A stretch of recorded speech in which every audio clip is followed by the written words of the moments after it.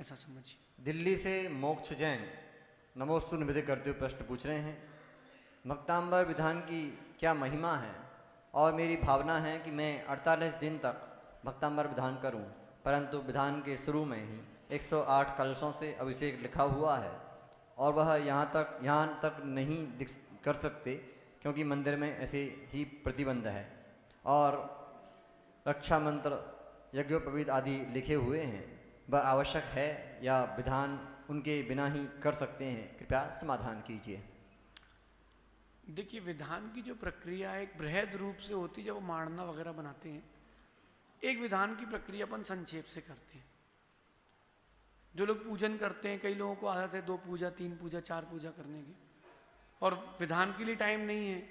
कोई बात नहीं, आप विकल्प ना करें, विधान भी तो पूजा ही है। तो जिनके पास इतना बृहद करने का समय नहीं है तो आप संक्षेप से विधान कर सकते हैं। अपने विनय पाठ पढ़ा, मंगल पाठ पढ़े और अपने भगवान ऋषभ देव की पूजा प्रारंभ करी। पूजा के ठीक पश्चात एक भक्तांबर का एक श्लोक और नीचे लिखा अर्घ और मंत्र, एक श्लोक अर्घ और मंत्र। जरूरी नहीं है कि हिंदी का भी पढ़े, वो तो जितना अधिक समय हो उतनी अधिक भक्ति करते रहे।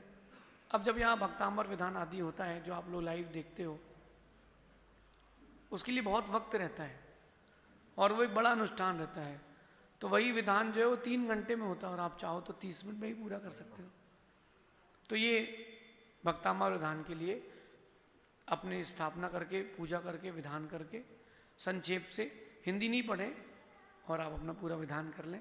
रही बात महिमा की, तो अभी जो नसिया जी में विधान हुआ था, मेरे ख्याल से अभी कल ही एक और बालक आया था, लगभग 81-82 लोगों के तो रिव्यू आ गए हमारे पास कि हमने जो सोचा नहीं था वो सब हो रहा है। लोगों के बहुत पॉजिटिव रिव्यूज अपने आप आए। नहीं करी थी। भगवान का विधान आकांक्षा के लिए नहीं करना, भगवान का विधान कर्म निर्जरा के लिए करना तो होगा। मेरा मानना है कि जब मानतुंग स्वामी के 48 ताले टूट गए हैं तो अपन सबके भी 148 कर्मों के ताले जरूर टूटेंगे। किशनगढ़ से सचिन जैन नमोस्तु निवेदित करते हुए प्रश्न पूछ रहे हैं, गुरुदेव भाग्य किसे कहते हैं?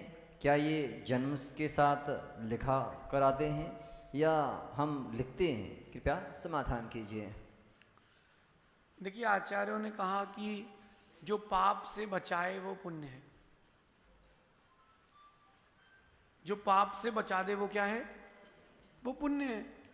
तो भाग्य जो है वो आपका मंद कसाय के समय किया गया पुरुषार्थ का प्रतिफल है।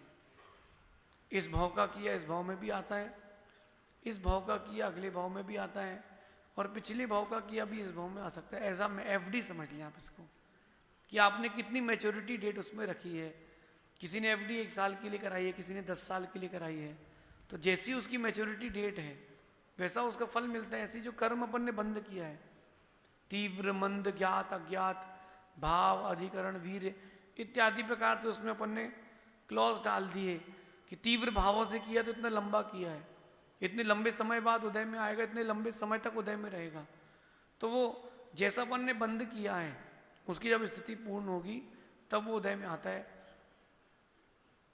एक कथानक जो पद्म पुराण जी में मिलता है, राजा श्रेणिक पूछते हैं रविशेन स्वामी राजा श्रेणिक के माध्यम से कथानक बताते हैं कि राजा श्रेणिक गौतम स्वामी से पूछते हैं कि ये जो हस्त प्रहस्त हैं इनका वध नल नील के हाथ से क्यों हुआ और इस बड़े युद्ध में सबसे पहले यही क्यों मारे गए? तो राजा श्रेणिक को भगवान गौतम स्वामी कहते हैं कि भगवान ऋषभ देव के समय तृतीय काल में ये दोनों ब्राह्मण थे, नल नील, और हस्त प्रहस्त शूद्र की पर्याय में थे।